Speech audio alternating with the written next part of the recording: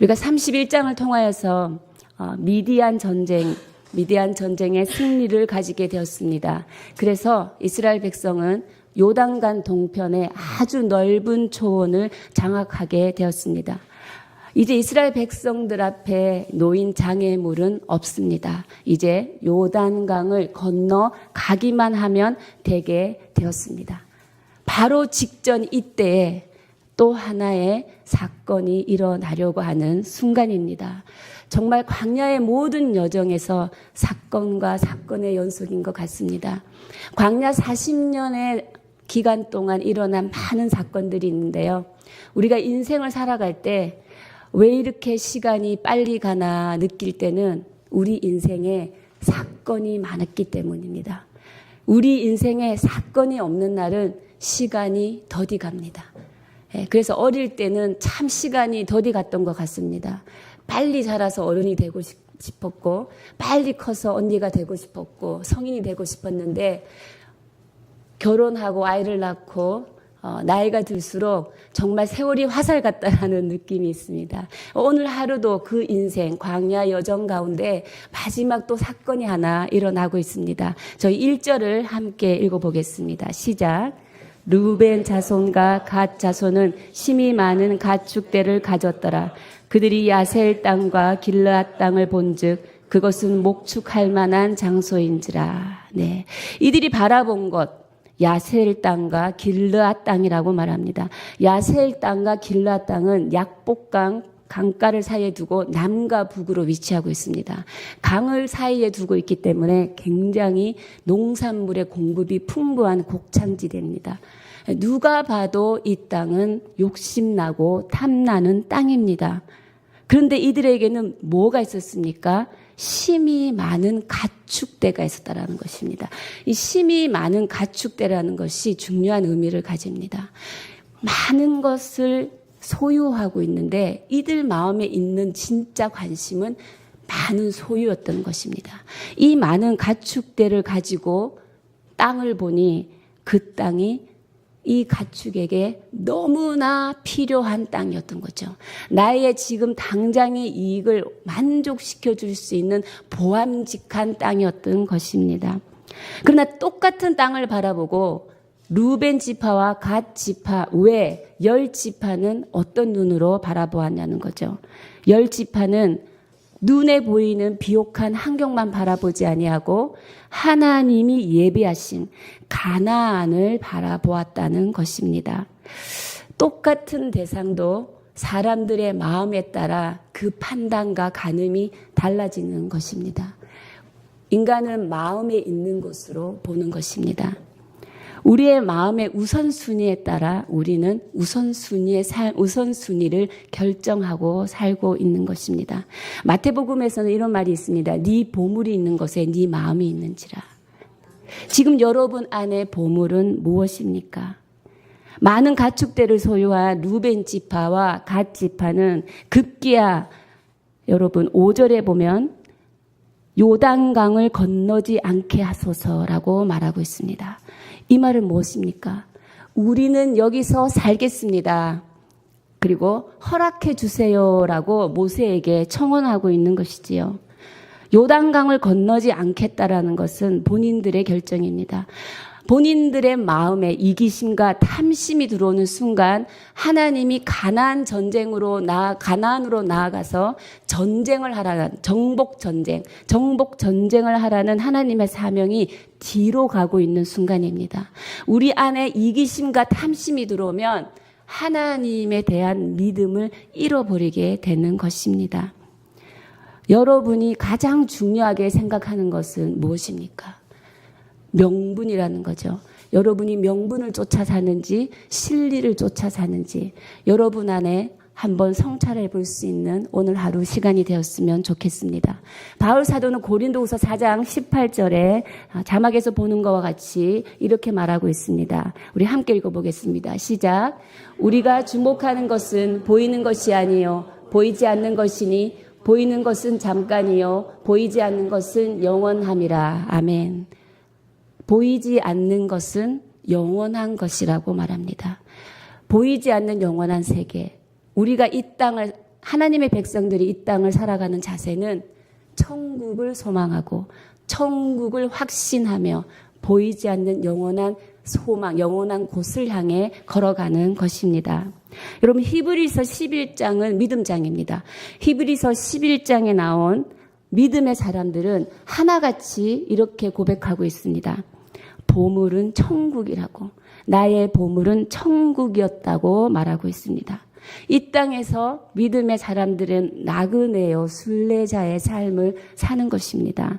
더 좋은 본향 천국이 있기 때문에 우리는 오늘도 그곳에 마음을 두고 이 땅에 보이는 것을 바라보지 않고 보이는 것으로 낙심하지 않고 살아갈 수 있는 것입니다. 창세기 25장에 보면 에서와 야곱의 이야기가 나옵니다. 에서가 사냥을 갔다 들어와서 굉장히 피곤하고 배가 고플 때 야곱이 팥죽 한 그릇을 가지고 있었습니다. 얼마나 먹고 싶겠고 얼마나 그거 먹고 쉬고 싶겠습니까? 그때 에서가 그 팥죽을 나에게 달라고 말합니다. 야곱이 뭐라고 대답합니까? 마치 준비라도 하고 있었던 듯이 오늘 내게 형의 장자의 명분을 달라고 합니다. 장자의 명분을 달라. 오늘 내게 장자의 명분을 달라를 신학적인 의미로 해석하면 이것입니다. 나는 예수님이 필요해요. 나는 예수님 없이는 살 수 없어요라는 야곱의 고백입니다. 야곱은 장자의 명분이 가지고 있는 하나님의 비밀을 알았다는 것이죠. 장자의 명분은 어떤 것입니까? 하나님 나라 백성으로 우리가 정체성을 회복하는 것입니다. 그리고 장차 이루어질 하나님의 약속을 붙들고 나아가는 믿음의 자세의 고백인 것입니다. 오늘 야곱의 이 고백이 여러분의 고백이 되길 주님의 이름으로 축복합니다. 나는 예수님이 필요합니다. 주님, 예수님 없이는 살아갈 수 없는 존재입니다라는 것이죠. 이 에서 이후에 우리 인간에게는 안목의 정력이 우리의 삶을 선택하는 기준이 되어버리고 말았던 것입니다. 그 탐심과 이기심은 급기야 우리는 여기서 살겠다라고 여기에 머물겠다라고 하는 루벤 지파와 갓 지파의 청원으로 끝나는 것을 볼 수 있습니다. 진정한 하나님의 공동체는 하나님의 약속을 붙들고 믿음으로 나아가는 공동체임을 믿습니다. 당장의 배부름이 아니라 진리에 반응하며 살아가시기를 주님의 이름으로 축복합니다. 6절에서 15절 또 우리가 한번 말씀을 보겠습니다. 우리가 먼저 6절에서 9절의 말씀 함께 읽겠습니다. 시작. 모세가 갓 자손과 루벤 자손에게 이르되 너희 형제들은 싸우러 가거늘 너희는 여기 앉아 있고자 하느냐. 너희가 어찌하여 이스라엘 자손에게 낙심하게 하여서 께서 그들에게 주신 땅으로 건너갈 수 없게 하려 하느냐. 너희 조상들도 내가 가데스 바네아에서 그 땅을 보라고 보냈을 때에 그리하였었나니 그들이 에스골 골짜기에 올라가서 그 땅을 보고 이스라엘 자손을 낙심하게 하여서 여호와께서 그들에게 주신 땅으로 갈 수 없게 하였었느니라. 아멘. 6절에서 15절 마지막 남은 부분은 그 모세의 반응을 나타내고 있습니다. 모세가 아주 강하게 책망하는 내용인 것입니다. 민수기는 그 광야의 비극적 역사를 통해서 우리에게 많은 영적 교훈을 지금 주고 있습니다. 왜냐하면 광야 생활이기 때문입니다. 광야는 인생의 여정이기 때문인 것입니다. 고린도전서는 이렇게 말합니다. 광야 사건은 우리의 거울이라고. 이것은 말세를 만난 하나님의 백성들을 깨우치기 위해서 기록되었다라고 고린도전서에서는 말하고 있습니다. 너희 형제들은 싸우러 가거늘 너희 형제들은 전쟁을 하러 나아가거늘 너희는 여기 앉아 있고자 하느냐. 너희는 여기가 내가 있을 곳이고 여기가 좋으니 여기 살겠습니다 하느냐라고 모세가 책망하는 것입니다. 이스라엘 백성들이 가나안 땅으로 나아갈 때 가나안 땅 안에 하나님이 세운 원칙이 있습니다. 그 원칙은 뭐냐면 공동 정복, 그리고 공동 분배, 그리고 공동 정착입니다. 하나님이 세우신 이 원칙, 하나님이 세우신 명령이 있음에도 불구하고 너희들은 여기 앉아 있고자 하느냐라고 볼 때 이것은 공동의 원칙에서 이 두 지파가 이탈하려고 하는 행위인 것입니다. 한 공동체가 한 목표를 향하여 나아갈 때 지금 루벤 자손과 갓 자손은 어떤 통로가 되고 있습니까? 말씀에서도 보듯이 이스라엘 자손에게 어떻게 하게 하여서 낙심하게 한다라는 것이죠. 공동체가 나아갈 때 우리가 그 공동체를 낙심케 하는 사람인가? 이 낙심케 하다, 낙심이라는 원어의 의미를 찾아보니까 방해라는 뜻이 있었습니다. 그리고 계획적으로, 의도적으로 반대하다라는 뜻도 있었습니다. 이것은 공동체가 나아갈 때, 공동체가 나아가는 모든 길 가운데 사기를 저하시키는 거죠. 힘을 빼는 역할을 하는 것입니다. 여러분은 어떤 사람이십니까?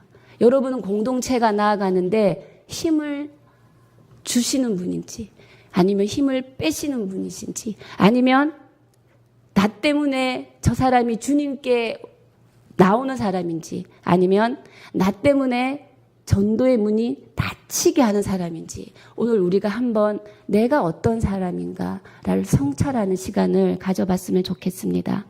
걸림돌이나 방해가 되지 않는 하나님의 소망의 통로, 축복의 통로가 되는 우리가 되었으면 하는 권면을 해봅니다. 저와 여러분이 사람을 살리는 자가 되어야겠습니다. 전도의 문을 여는 자가 되어야겠습니다. 사람들을 주께로 돌아오게 하는 자가 되어야 되겠습니다. 저와 우리가 그런 사람 되기를 믿음으로 선포합니다. 사람 살리는 교회에도 우리의 목표가 있습니다. 여러분이 잘 아시다시피 뭡니까? 사람 살리는 교회, 세상 살리는 사람입니다. 교회에서 살아난 사람이 그 살아난 사람을 통하여 세상도 살아나고 그 사람이 세상도 살리는 원리인 것입니다. 이렇게 공동체에는 한 공동 목표를 향하여 나아가는 방향이 있는 것이지요. 나로 인해 이 공동체가 힘들어하는 부분은 없는지, 시험에 빠지게 하는 행동과 자세는 없는지 한번 성찰해 보시기 바랍니다. 존 맥스웰이라는 그 학자의 책에서 잠시 제가 이 말을 봐서 생각이 나서 적었는데요. 관계를 잘하는 방법에 대해서 이렇게 말하고 있더라고요. 첫 번째, 상대방에 대해서 더 많이 말하고 자신에 대해서는 적게 말하라. 네, 두 번째, 도울 일이 없는지 묻고 끝까지 신경을 써라. 네, 시작은 좋았는데 마무리가 없는 경우가 많습니다. 끝까지 신경을 써라. 그리고 섬기는 자세로 임하는 것이 100번의 말보다 훨씬 오래가는 강력한 영향력을 가진다라고 쓰고 있었습니다. 예. 공동체는 이 한 명 한 명의 관계 가운데서 성립되어 나가는 것입니다. 하나님과의 관계가 먼저겠죠. 하나님과의 관계가 성립되지 않으면 지체와의 관계도 힘들어집니다. 근데 지체와의 관계에 있어서는 우리의 노력과 수고가 필요하다는 것입니다. 왜? 하나됨을 이루어야 하기 때문에. 제가 오늘 말씀의 제목을 진정한 하나님의 공동체라고 말씀한 것은 진정한 하나님의 공동체 안에는 무엇이 있어야 된다는 것입니까? 진정한 하나님의 공동체는 두 번째는 하나됨을 이루는 공동체여야 한다는 것입니다. 세 번째 하나님의 진정한 공동체는 순종으로 세워지는 공동체입니다.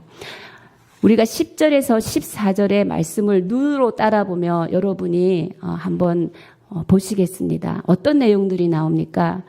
민수기의 주제는 이스라엘 백성의 끝없는 불순종, 그리고 하나님의 진노, 이 두 가지 패턴이 계속해서 반복되어져 가고 있습니다.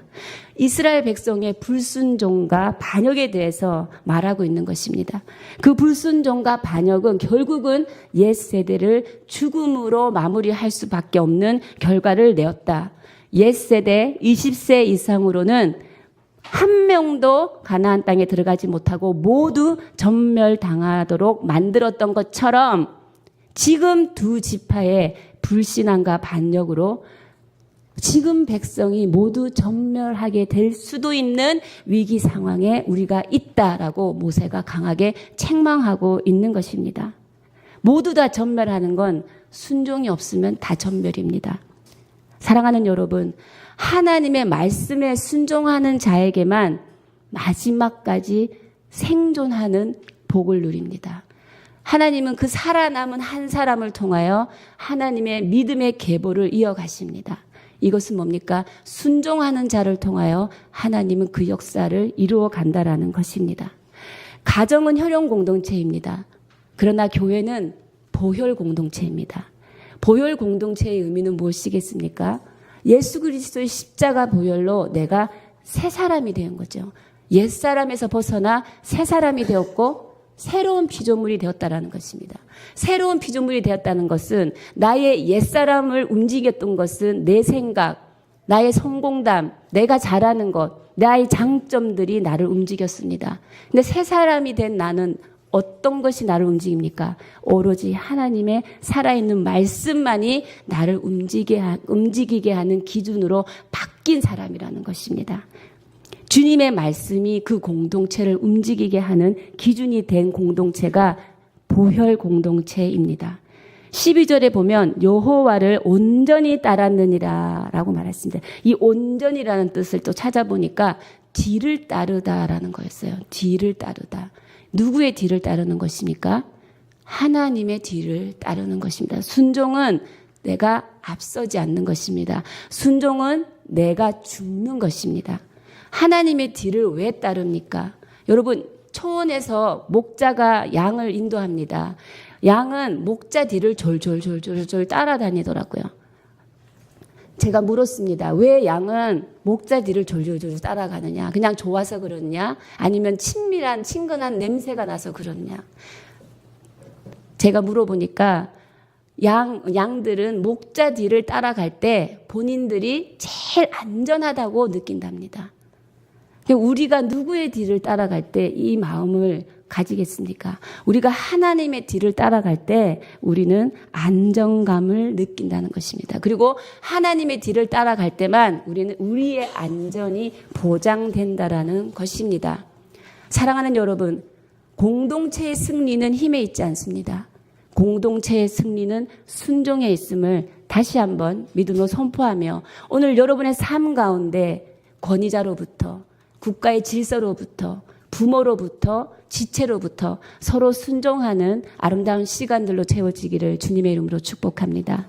15절 끝부분 저희가 15절은 한번 읽어보기를 원하는데요. 우리 15절 함께 읽겠습니다. 시작. 너희가 만일 돌이켜 여호와를 떠나면 여호와께서 다시 이 백성을 광야에 버리시리니 그리하면 너희가 이 모든 백성을 멸망시키리라. 아멘.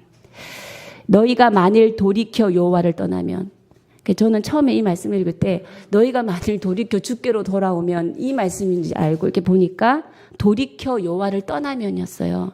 이것은 이전에는 잘 믿었는데 이 마음을 돌이켜 떠나게 된 거죠.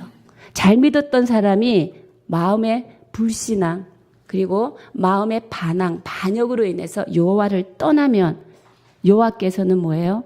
다시 광야에 버리신대요. 다시 광야에 버리시고 그리하면 광야에 버림을 받게 되는 이유, 이 백성이 광야에 버림을 받게 되는 이유, 너무나 의미심장한 말씀으로 끝을 맺고 있다는 것입니다. 너희가 이 모든 백성을 멸망시키리라. NIV에서 번역은 어떻게 되어 있느냐면요. 너희가 이스라엘 백성의 멸망의 원인 제공자다라고 말하고 있어요. 여러분, 우리가 주를 믿는 성도들 공동체를 멸망시키는 원인 제공자가 될 수 있다는 것입니다. 어떤 부분에서입니까? 가데스 바네아 사건을 보면 우리가 알 수 있습니다. 가데스 바네아의 12명 정탐꾼은 그 당시로 보면 사도적 역할을 감당해야 되는 사람들이었습니다. 그 사람들을 모세가 그 땅에 보냈습니다.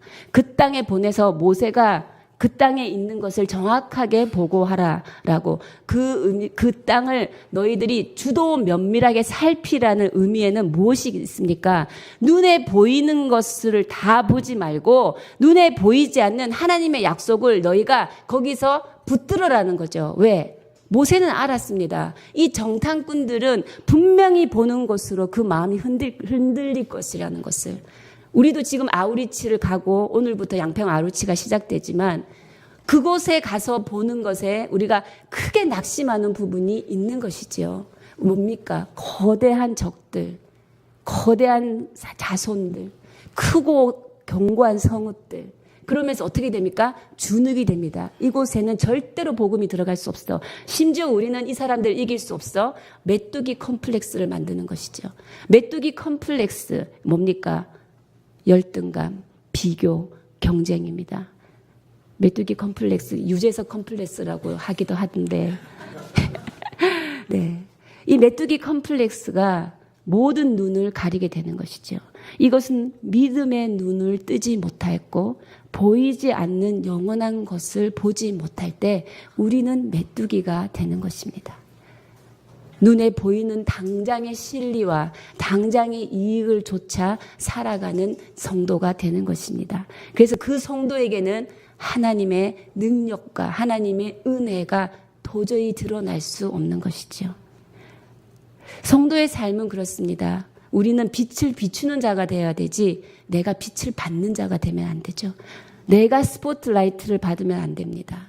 그거는 성도의 하나됨을 이루는데 낙심케 하는 현상입니다. 우리를 낙심케 하는 모든 현상들은 내가 살아있을 때 다른 사람도 낙심케 하고 결국 내 자신도 낙심을 경험합니다. 왜냐하면 우리가 할 수 있는 일이 없다는 것을 결국은 깨닫게 되는 것입니다. 이처럼 신앙 공동체를 무너지게 하는 것은 어떤 거대한 외부의 적이 아닌 것입니다. 그것은 적은 수의 우리 안에 있는 우리라는 것이지요. 우리로부터 공동체가 무너지기도 하고 그 공동체가 살아나기도 한다는 것입니다. 저는 오늘 주님의 이름으로 선포합니다. 저와 여러분을 통하여서 사람 살리는 교회, 이 공동체가 살아나는 역사가 있기를 선포합니다. 이 공동체가 하나님의 말씀, 하나님의 약속을 붙들고 나아가는 믿음의 공동체가 되기를 선포합니다. 우리 한 사람 한 사람이 그렇게 쓰임 받기를 원합니다. 마지막 전도서 4장 9절에서 12절 말씀을 함께 읽음으로써 오늘 말씀을 마칠까 합니다. 전도서 4장 9절에서 12절 저희 한 목소리로 읽겠습니다. 시작. 두 사람이 한 사람보다 나음은 그들이 수고함으로 좋은 상을 얻을 것임이라. 혹시 그들이 넘어지면 하나가 그 동물을 붙들어 일으키려니와 홀로 있어 넘어지고 붙들어 일으킬 자가 없는 자에게는 화가 있으리라. 또 두 사람이 함께 누우면 따뜻하거니와 한 사람이면 어찌 따뜻하랴. 한 사람이면 패하겠거니와 두 사람이면 맞설 수 있나니 세 겹줄은 쉽게 끊어지지 아니하느니라. 아멘. 이런 공동체가 되기를 소망합니다. 여러분 기도의 삼겹줄이 있으십니까? 여러분은 말씀의 삼겹줄이 있으십니까? 매일매일 세 명이 한 힘으로 말씀을 읽었냐고 체크하고 말씀을 나누는 교제의 삼겹줄이 있으십니까? 여러분 소망의 삼겹줄이 있어야 됩니다. 천국의 꿈을 함께 나누는 삼겹줄이 있어야 합니다. 한 사람이 낙심할 때 두 사람이 끌어줍니다. 심지어 두 사람이 낙심할 때 살아있는 한 사람이 끌어주는 것입니다. 이렇게 우리는 공동의 목표, 천국의 소망을 가지고 천국의 확신을 가지고 그 영원한 세계를 향하여 우리는 함께 더불어 걸어가는 그런 언약 공동체임을 오늘 한 번 더 믿음으로 선포하고 그 공동체의 복이 바로 사람 살리는 교회 가운데 임하는 것을 믿음의 눈으로 바라봅니다. 네, 우리 함께 기도하시겠습니다.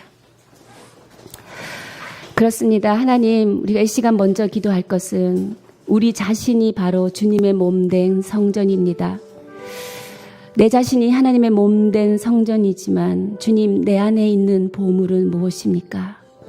주님 이 시간 주님 앞에 내놓기 부끄러운 것이 있다면 주님 오늘 십자가 앞에 내려놓습니다. 주님 몸된 성전 되는 이 내 안에 있는 누룩을 제거하여 주시옵소서. 주님 눈에 보이는 것을 따라가려고 하는 내 마음의 안목의 정력을 예수 그리스도의 보혈로 씻어 주십시오.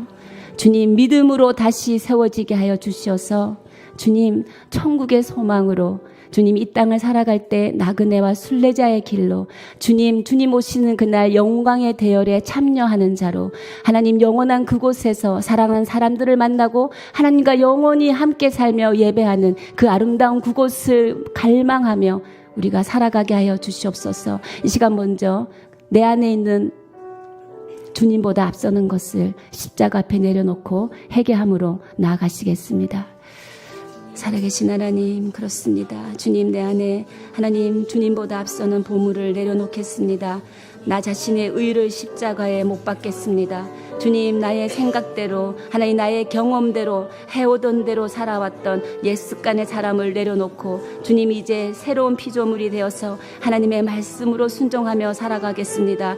하나님 내 안에 있는 이기심과 탐심과 안목의 정욕과 눈앞에 보이는 실리를 취하지 않게 하여 주시고 주님 보이지 않는 영원한 세계 가운데 하나님의 온전한 뜻을 분별하며 살아가게 하여 주십시오.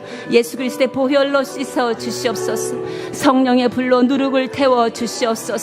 주님 주께서 보혈로 씻어 주시옵소서. 하나님 쓰시는 정결한 그릇 되게 하시고 깨끗한 그릇 되게 하여 주시옵소서. 하나님 우리를 통하여 하나님의 뜻을 이루어내는 하나님 그 기대와 소망과 믿음을 가지고 살아가게 하여 주시옵소서. 주님 우리를 사용하여 주시고 하나님의 온전한 그릇이 되어서 하나님께 영광 올려드리는 하나님의 인생 될 수 있도록 하나님 영광의 그날에 참여하며 소망을 가지고 하나님 그곳에서 주님과 함께 영원히 예배드리는 천국의 성도가 될 수 있도록 하나님 이 가운데 하나님의 천국을 누리는 자가 될 수 있도록 주님 역사하여 주시옵소서.